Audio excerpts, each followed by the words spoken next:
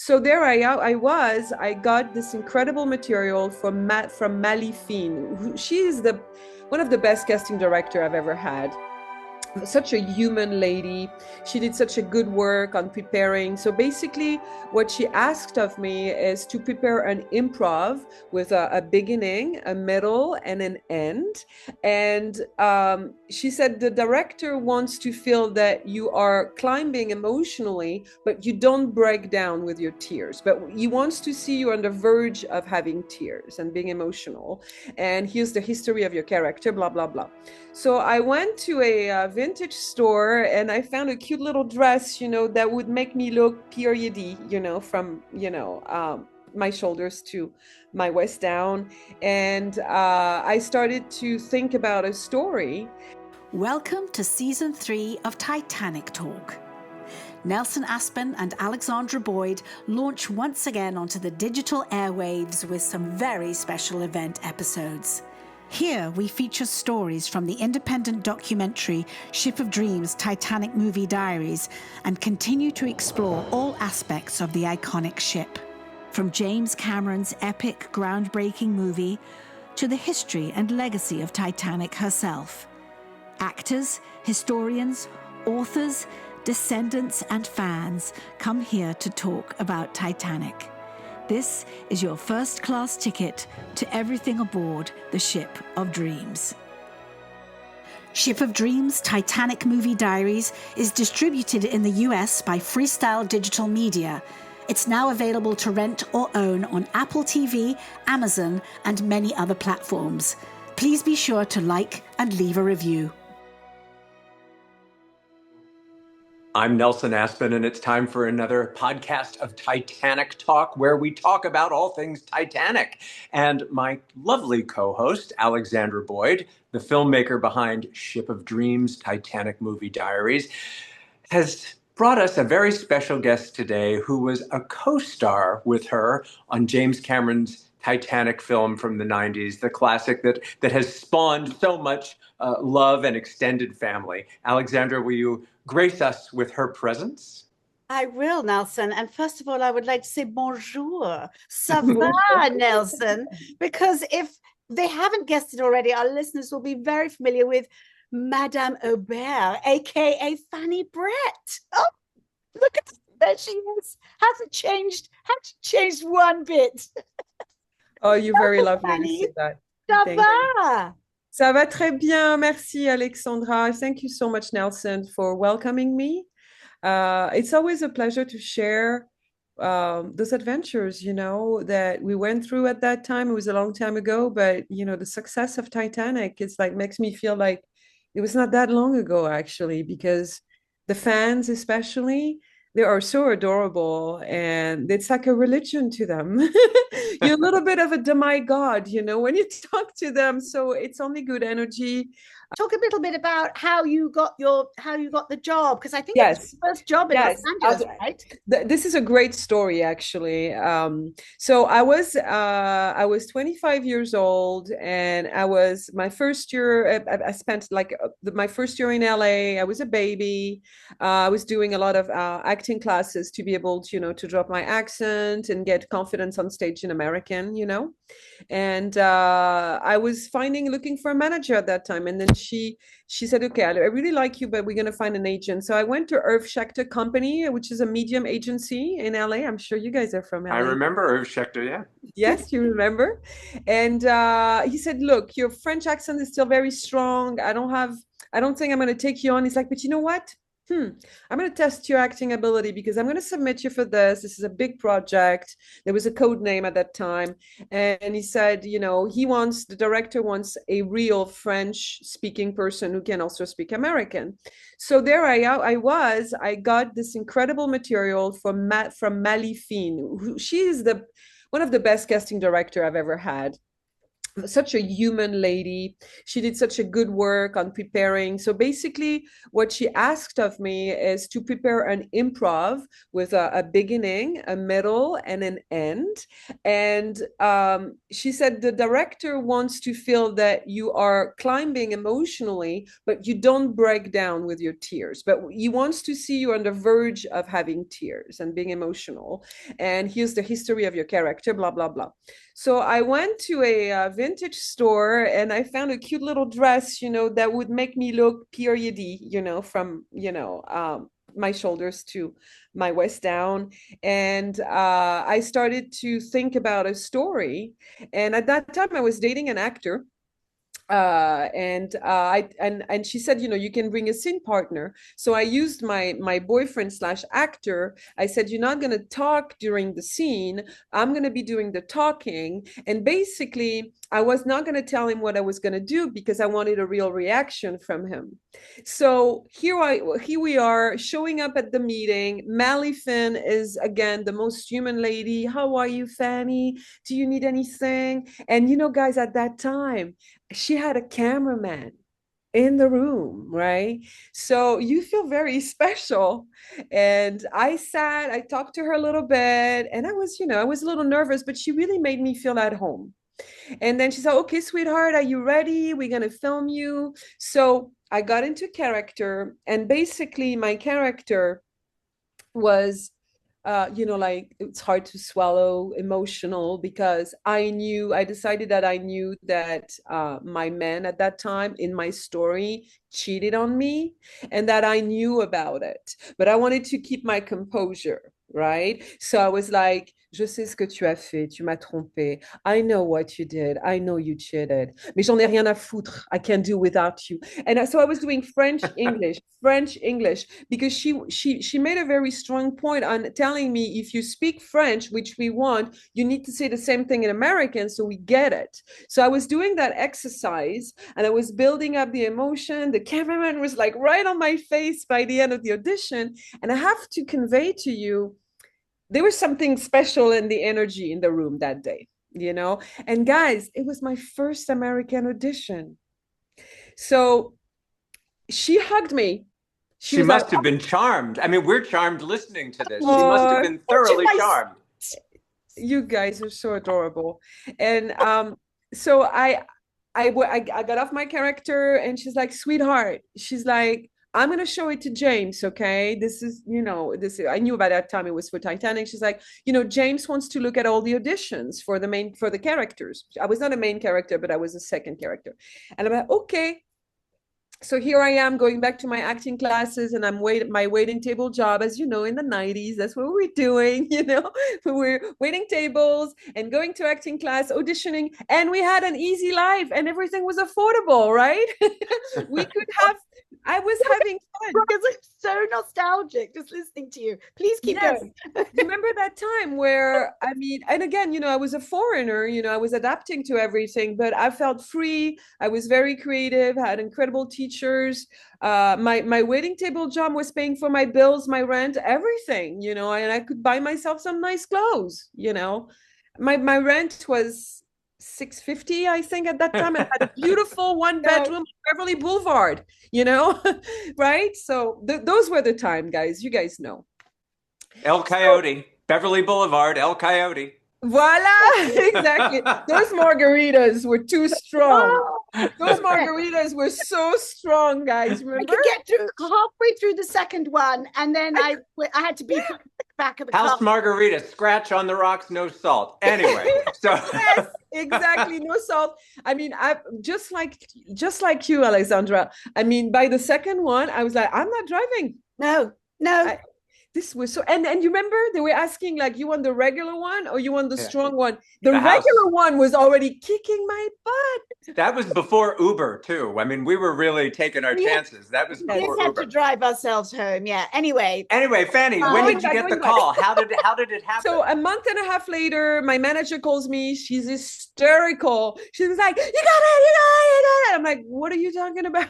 She's like, James wants you. I'm like, Okay, so I go to Rosarito 2 weeks later to have my extensions done, and I meet the people. I also go into those amazing like tents, like looking like very high warehouses with like levels of clothing that they had from the UK. This is the most impressive thing I've ever seen in my life because you can feel the energy of old and real clothing, right? So here I was, they were like the clothing ladies, they were checking me out. What are we gonna do with her? How is the character? And she was like, okay, come. And we're walking. And then we would just look 1 floor, 2 floor in the air, just like that. And she was like, okay, we're gonna pick that dress over there. So they would go with a big like stick, go and pick up that dress. So we picked up a few things. I tried like about 5 or 10 outfits, and then we retained 2 or 3, I remember. Corsets, I had to try everything. I took a class also on knowing how to use all the silverwares. There were so many silverwares, so we had to learn how to eat caviar because my character was on the dinner table scene, when Leo shows up, all well dressed and all that. Lynn Hockney was the etiquette coach, remember? Yes, very lovely lady. She was actually also the photographer, right?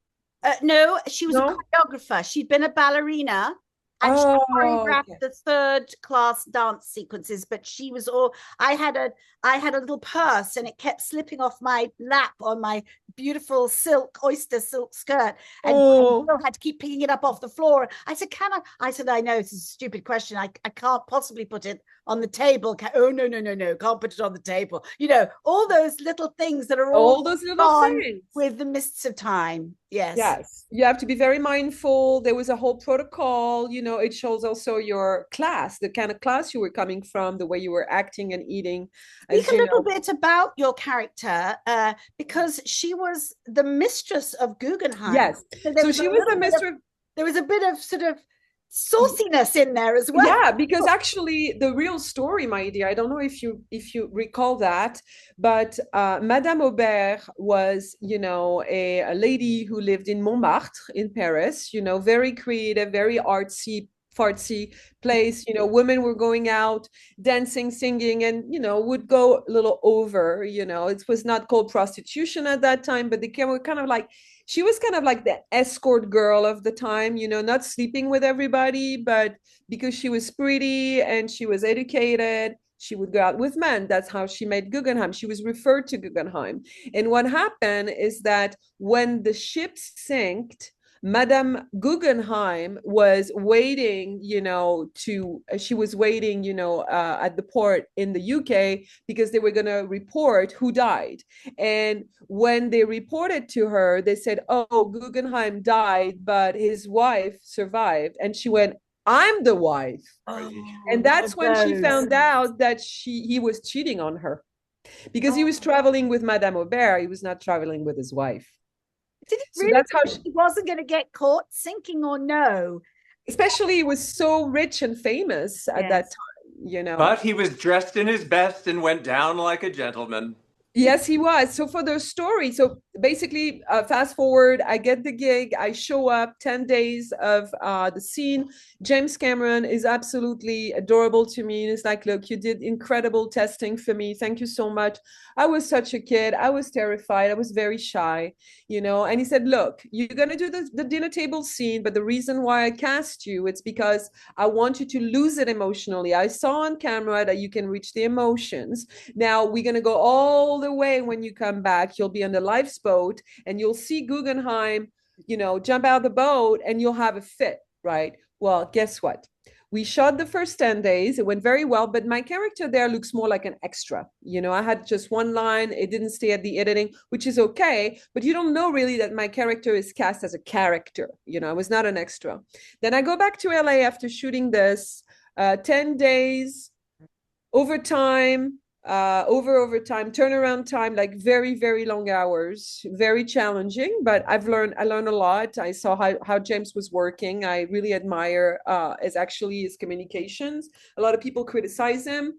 Well, after the third time he repeats something, then he screams, but he has 3 times. before. So regarding the amount of guess what? I had to ask 3 times now on my own sets. Hello, this is the 3rd time of asking, or should I just tell you? But I've only had one meltdown so far. So far. So, but basically what happened is that I went back to LA. It went really well. And then I get a call. My boyfriend comes to pick me up at my waiting table gig at 11 at night. He's like, Titanic call. They're going to pick you up tomorrow at noon. Get ready, be in front of your house. They're going to send a limo and then take you to the airport, blah, blah, blah. I wait the next day at noon in front of my house, 12:15, 12:30, nobody's there. I have a bad feeling. 12:45, I go back to my house. I call Titanic. God bless me for having kept a very good relationship with one of the second ADs there. She was lovely. I call production. I'm like, guys, I'm waiting for a car. And they're like, oh, hang on. I wait 45 minutes on the phone. So at that time, my heart is beating. I have a bad feeling. And then finally, a producer comes back. She's like, sweetie, I'm so sorry. We had meetings all night long because we're cutting budgets. I don't have any details with a car picking you up today. Hang on. So I spend more time waiting on the phone. But I tell her, I said, look, get in touch with this second assistant. I have a great relationship with her. She knows me, da, da, da.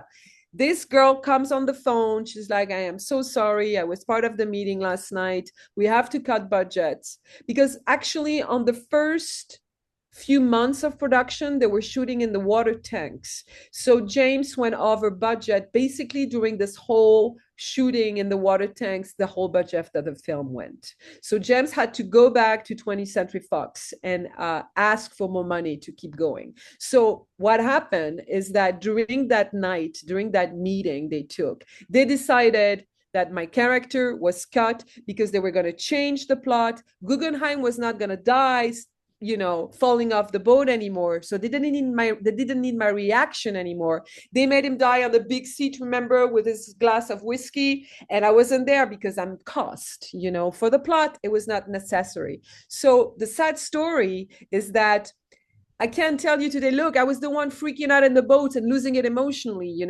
My luck was I stayed in the film. I'm still getting residuals and, my name is in the credits, which is the most important. So that's basically a little story that happened to me. Oh, it's all these stories. They're all connected by this film or the ship, and they're fantastic. We really did have an extraordinary experience. And I know we're so lucky to be actors, standing in front of camera, and the minute they say action and the clapperboard claps, it's just a very magical thing. But that particular job, everything I identify with, I had to call. I went back because I had a commercial that I had booked, and I did a commercial, yes. And this was for actually boarding the ship. And they were like, well, we found one of the core extras. We've given her a red wig because my hair was red at the time, and dressed her sort of in your coat. And I met her, and actually she's Ellen Moa O'Brien, who is in my film, Full Circle. And I was like, no, Ellen, thank you very much, but I'm going to be back to get on that bloody ship.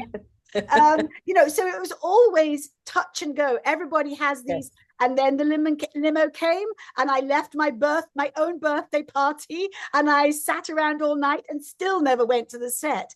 I mean, that was the size. Yes, that was very hectic. Do you remember, Alexandra? I don't know about you, but when I showed up the first time, I was such a baby, and they look at you, they're like, "Hi, welcome to Titanic." We're all so tired, overworked. Everybody was Spanish. Well, when you create magic, I mean, there's going to be, some difficulties. And all of the girls in the makeup department were British because they had come with Tina Earnshaw. I loved her. She was great. She was like that, the art teacher. She would go around the chairs inspecting our faces like it was in an art class. Of course it was. But she had come because Kate had wanted to work with her. So all these English girls thought they were going to be in Mexico. They thought they were going to Mexico to have this wonderful sort of half holiday. Boy, were they so wrong. Just Yes, no, it was not a horrible. holiday. You're No, right. No, and I mean, my story has, a little bit of a bittersweet, feeling because I really never got a chance to shot what I was cast for. But some people spend 6 months of their life in Rosarito waiting on their hotel room, or when they were on set, they were there. They can't even see a piece of their hand in the film. Peter So White. You're talking specifically about lovely Peter White, who he was wet weather cover. Absolutely, yeah. yeah, and this is like so hard because I worked on Titanic, and later people go, yeah, right, we can't see you in that. It's like, well, I did, it's so at least that's the luck we had, Alexandra, is that we still see ourselves and our names are in the credit, and Suppose you could say this of any Hollywood production, but for our purposes, when we think of your version of Titanic, that the James Cameron version of Titanic, it really is a microcosm of the entire film industry in one movie. We hear these stories about the casting process, the cutting room floor, the waiting, the very far from glamorous aspects of it in what seems like it should be the most glamorous thing in the world. But at the end of the day, as Alexandra and I have talked about so many times, you're a tradesman, you're a working person. An actor is a worker, and it's for the one red carpet you might get to do a year, there's the other 364 days where you're really slaving. exactly. Yeah, exactly. This is why, acting careers is really not for everybody. I mean, if it was only about talent, it would be easy. It's really about the before and the after working that you have to have a strong mind as an actor. And you've segued into another area to use your creativity. Tell us about post-Titanic life. Thank you. So, I was in LA until 2002. I went back to France. And for a while, my father was sick and then he died, and I needed to be there. And then I went back to LA in 2015 with my husband. At that, I was still an actor, but I was not getting, the work that I wanted to. I guess I'm not very good at pushing myself. I'm better at pushing others, to be honest with you. So I was telling Max, my husband, I said, look, I love acting. It will always be part of my life, but I want to try something different. And then turns out that I met somebody who knew about French dubbing, because I'm French too, and I know about dubbing too. And he needed a partner. We became partners, and we ended up creating the dubbing department for Netflix from 2018 until 2021. So that was for me actually the peak of my career so far, because my background is conservatory, ballerina, singer, dancer, acting, of course, a lot of acting stuff. So I was put in a situation where Netflix would throw me a series or films from any kind of countries. And with the technology we had, I became a video casting coordinator and co-director for the actors. And guys, this is like, to me, was the best time ever, because everything that I went through before in my life was serving this purpose. So when you tell an actor you got the part, this is so rewarding. And I created so much work in LA at that time. I created a new department. So I was finding my actors word of mouth from other actors. Okay, I need a girl with a voice like this. I need a guy with heavy chest. And I wanted the natural stuff. So I created a roster of dubbing talent. They were on-camera actors or only VO actors. I taught them how to follow the ritmo band. It's like a karaoke for actors. I had like 6 ADRs going, 6 projects at a time. Then I needed assistance, It was just, my brain was meant for this. I was, in different spheres, and you're the James Cameron of dubbing. I think so. That's what you've become. I think so, Nelson. So it was amazing until the pandemic. And then the pandemic hit. My partner started to act weird, because I said to him, I said, look, I want to keep the projects going. I don't want to stop. So let's create the way we're dubbing. Let's create it from home. And my husband is an amazing technician. So I said, honey, have the director from home, the actor at home, and the sound engineer from his home. 3.5 weeks of testing, we had it. And I had such a good relationship with my clients. One Netflix client, we were going through a studio called Runabout. Okay. They were not going directly to me because you need to be part of a big studio for NDAs and security issues and all that.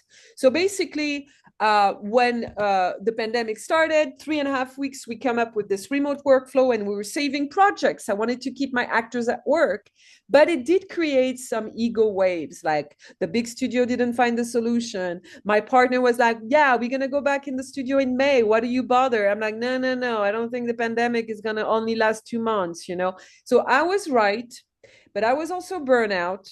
So I created the remote workflow. I saved the situation for my actors. And then the studio at that time said, okay, you've been independent contracting for us for 30 months. We want to hire you as a producer because we're going to get rid of your partner. And I go, you know what? I have too much loyalty. And I'm really not corporate because they give you a lot of freedom when you show them a workflow because they take it from you, right? Which is, political. I completely understand it. But I saw also how people were treated in a corporate world. And again, with all due respect, they don't have a life. They work, they work, they work. They don't have vacations.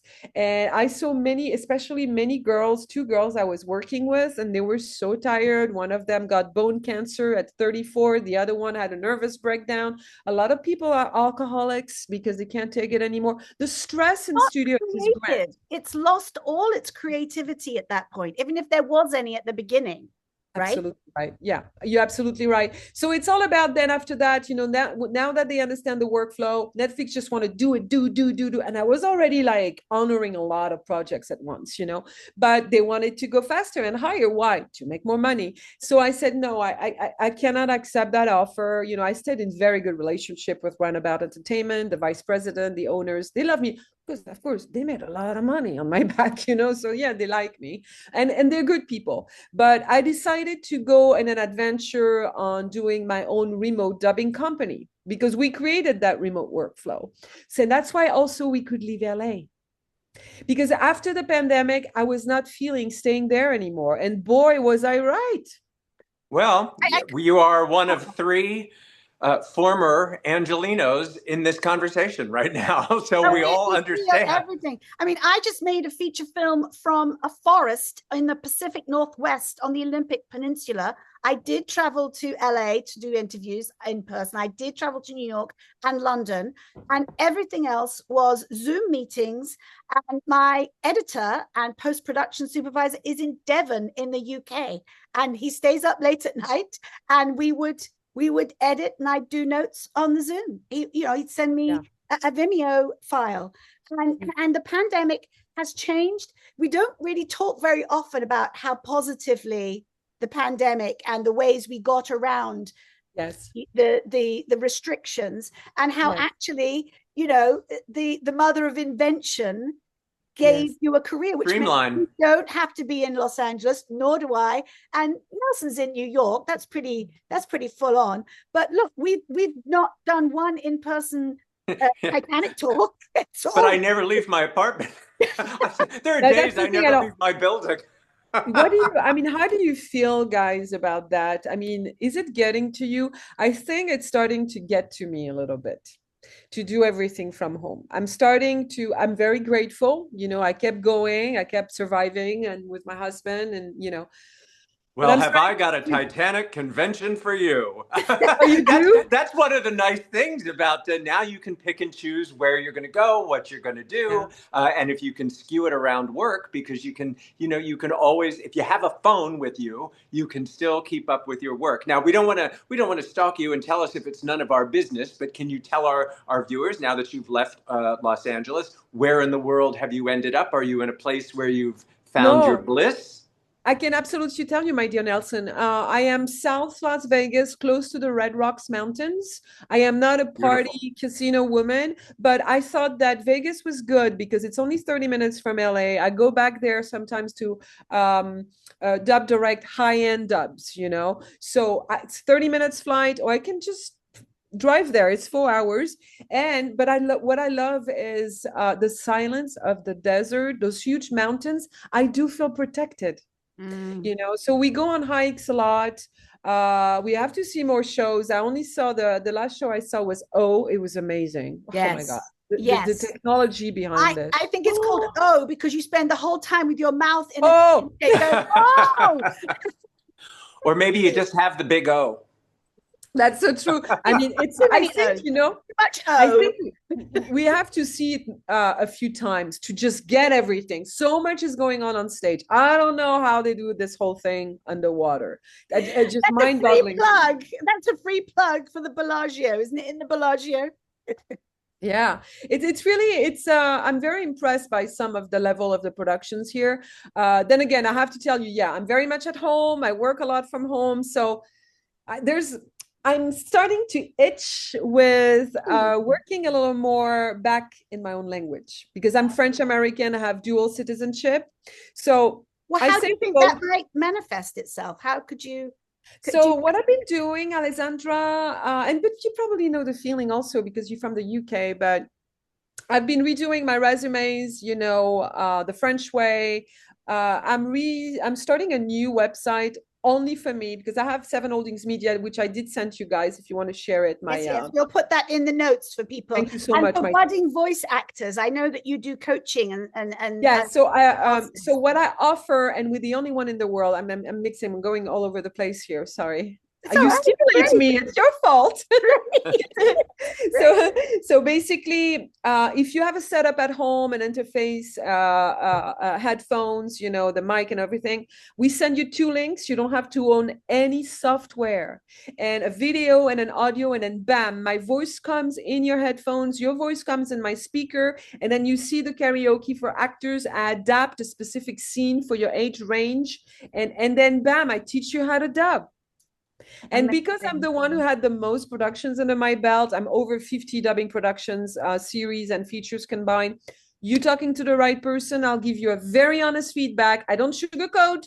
I tell you where you're at as a dubber because it's hard enough to have a career in this world. I've done that a couple of times, but it's more a loop group stuff where it's not the same. Yes, it's not the same because you're really gonna exist, Alexandra, full on. Yes. Your character is full on camera. I usually choose a dialogue scene with only 2 characters, and you have the ritmo band with your dialogue scene. I teach you exactly how to honor those dialogue scene, the ritmo band, and then by the hour by 15 minutes, you know how to dub. By the hour, you know where you stand. You get a chance to be in our roster. I have an amazing roster. And we give back. So because of course there's a cost. You hire 2 people, the sound engineer and the director, right? An adapter. But it's investment. It's your investment in your business. Oh, yes. Definitely. So you can dub me like one of your French girls. What? Basically, you can dub me like one of your French girls. There's you see where I'm going with all of this. Well, I think we need to get you on the road a little bit. Come meet us somewhere in one of our Titanic adventures, or just come to New York, or go to the Pacific Northwest and hang out with Alexandra and me. Rewatch Titanic to see what little memories it might spur, especially now after our conversation. And we'll have all your details on the website so everybody can find you. And we're so happy that not only that you joined us, but that you're living your best life. It sounds like. I'm trying my best, my dear Nelson. France? Would you like to? Because I went back to London for a little bit and then came back about 5 years. I mean, it's very personal, but I can share with you. I mean, I have a very close aunt. She was my father's sister. My father died very young, and she just lost her husband. So my heart is. I feel for her. So I think that, and because I know a lot of people shooting right now in my hometown, they're shooting lots of series and stuff. So I think my goal is maybe, of course, I'm here. I can dub direct from there too because of our technology. And my husband can be here still, to take care of our place in Vegas. But I think my heart goes to being with my aunt and still managing to work a little bit for the next couple of months. That's how I'm feeling. That you got the whole truth there. You can be a citizen of the world. That's the nice thing in 2025. Through technology and I don't know, just the way the world has shrunk, we can be citizens of the world and still be as close as we are. Fannie, it's such a treat to meet you. I felt like I already knew you beforehand, but now I'm really fond of you. So you're not just another character from Titanic. You're a friend of the family. So thank you so much. Thank you so much, Nelson. You have a beautiful smile. I wish you the best, my dear. Go ahead and do your reporting stuff. It's so important what's happening. À bientôt. Thank you so much. Thank you so much. Au revoir. Au revoir. Bye-bye. If you've enjoyed this podcast, please leave a review. And if you'd like to hear more podcasts like this, hit the subscribe button. For information on where you can see Ship of Dreams, Titanic Movie Diaries, go to shipofdreamsfilm.com. Titanic Talk is a production of Ship of Dreams Film Limited. We've launched a line of Titanic Talk merch. A cap, a mug, a tote, a t-shirt or a hoodie. You'll be sure to find a unique gift for the Titaniac in your life. Look for the link in the notes and on Instagram, or go to bit.ly/Titanic Talk Shop.